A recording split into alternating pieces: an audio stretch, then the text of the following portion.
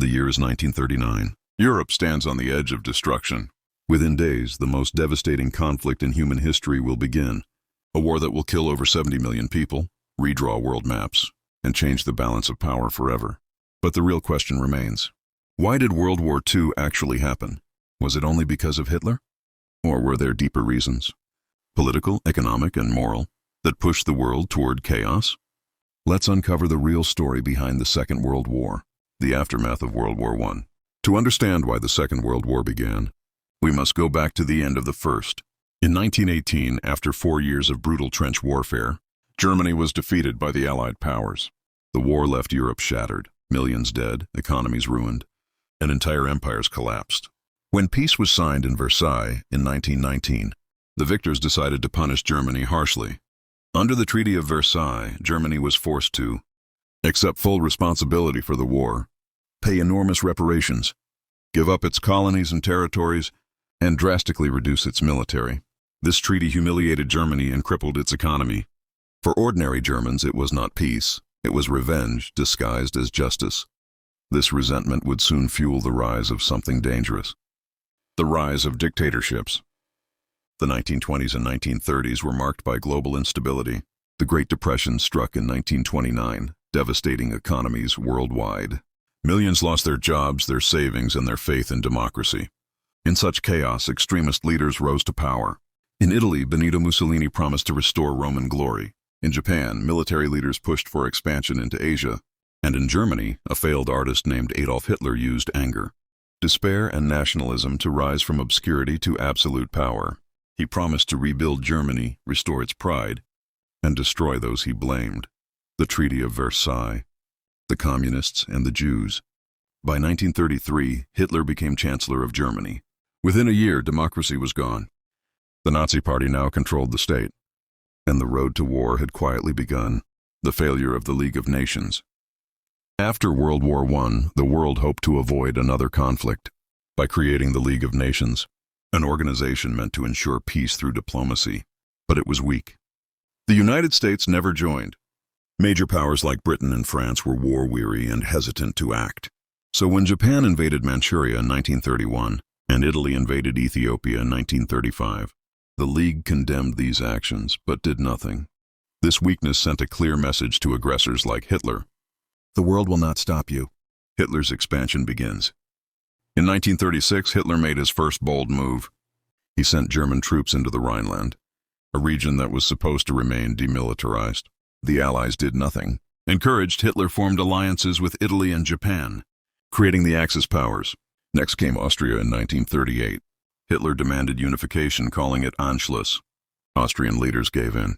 Germany annexed Austria without firing a single shot. Now Hitler's eyes turned to Czechoslovakia, specifically the Sudetenland, where ethnic Germans lived. He claimed they were being oppressed and demanded the territory. Appeasement, Britain and France's mistake. In September 1938, European leaders met in Munich to discuss Hitler's demands. British Prime Minister Neville Chamberlain believed that, by giving Hitler what he wanted, peace could be maintained. So the Munich Agreement was signed. Czechoslovakia was forced to give up the Sudetenland. Hitler promised this was his last demand. Chamberlain returned to London declaring, "We have achieved peace for our time." But he was wrong. Appeasement only emboldened Hitler further. Within months, he invaded the rest of Czechoslovakia. The Molotov-Ribbentrop Pact. As Germany prepared to attack Poland, Hitler wanted to avoid fighting on two fronts, against France and the Soviet Union. So he made a shocking move. In August 1939, Germany and the Soviet Union signed a non-aggression pact, known as the Molotov-Ribbentrop Pact. Publicly, it promised peace between the two. Secretly, it divided Eastern Europe, Poland, Finland, and the Baltic states, between them. This deal stunned the world. Now Hitler had the freedom to attack Poland without fear of Soviet retaliation. The invasion of Poland. On September 1st, 1939, German tanks rolled across the Polish border. They used a new form of warfare, blitzkrieg, or lightning war and fast. Coordinated attacks using planes, tanks, and infantry. Within weeks, Poland collapsed. Britain and France, realizing appeasement had failed, declared war on Germany on September 3, 1939. World War II had begun. Economic and ideological causes. Beyond politics, the war had deeper roots. The Great Depression had destroyed economies.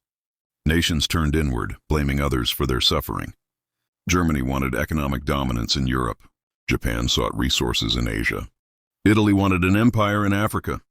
But ideology was the real poison. Fascism, Nazism, and militarism taught entire nations that war was glorious, peace was weakness, and that domination was their destiny. It was not just about land. It was about ideological conquest, the failure of collective security. The Western democracies shared some blame too. They feared communism more than fascism, and they underestimated Hitler's ambition. When they could have united to stop him in the early 1930s, they hesitated. By the time they acted, it was too late. The dream of collective security, where nations protect each other, collapsed completely. The result was a war that engulfed the entire planet.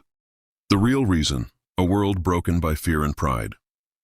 So what was the real reason behind World War II? It was not one man or one nation. It was a world broken by fear, pride, and failure. The humiliation of Versailles, the economic pain of the Depression, the rise of dictatorships, and the cowardice of appeasement, all these combined to create a perfect storm. When diplomacy failed, destruction followed. The world paid the price of its own silence. The rise of global nationalism.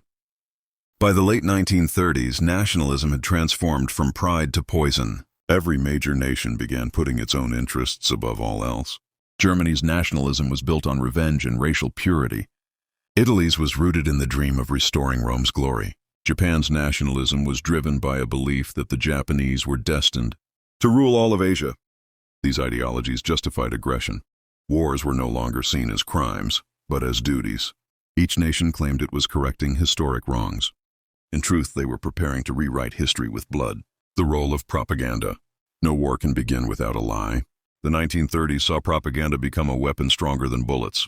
In Germany, Joseph Goebbels, the minister of propaganda, controlled newspapers, radio, and film. He painted Hitler as Germany's savior, a man chosen by destiny to restore greatness. The youth were indoctrinated in schools, taught to hate Jews, communists, and anyone different. In Japan, propaganda spoke of Asian unity under Japanese leadership, the Greater East Asia co-prosperity sphere.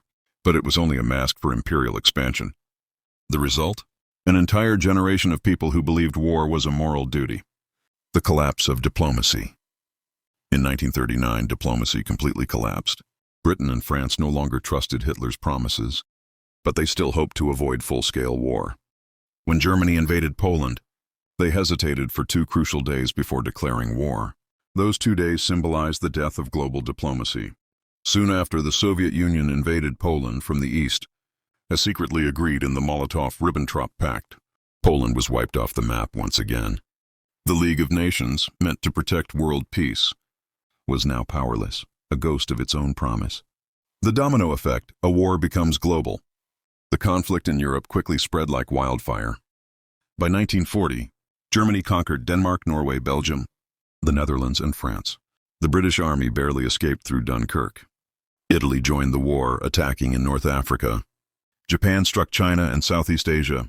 In 1941, when Japan attacked Pearl Harbor, the United States entered the war. Now it was no longer a European war. It was a global war involving more than 60 nations. The chain reaction had begun because the roots of the war were not just political, they were systemic, global, and moral. The hidden economic war. Behind every battlefield was another war. An economic war fought through production, trade, and resources. Germany wanted Lebensraum, living space, to feed its growing empire. Japan sought oil, rubber, and iron in Southeast Asia. Britain fought to protect its colonies and sea routes. The world's economies were interlinked but unbalanced. Industrial nations wanted raw materials. Colonial nations wanted freedom. And everyone wanted power. This economic hunger made peace impossible. The world wasn't just fighting armies. It was fighting for control of resources. Lessons the world ignored. By 1945, when the war finally ended, cities lay in ruins, empires collapsed, and over 70 million people were dead. The war could have been avoided, many times. When Japan invaded Manchuria, when Italy invaded Ethiopia, when Hitler marched into the Rhineland, each moment was a warning the world ignored. The real cause of World War II was not a single man, but human arrogance and indifference. The silence of good nations allowed evil to grow unchecked. The lesson is clear. Peace is not something given. It must be defended every single day. World War II wasn't just a clash of armies. It was a clash of ideas, pride, and fear. It showed us how quickly civilization can collapse when greed, hate, and silence take control. Today, when we look back, we must remember that the price of peace is constant vigilance. The moment humanity forgets that, history will be ready to repeat itself.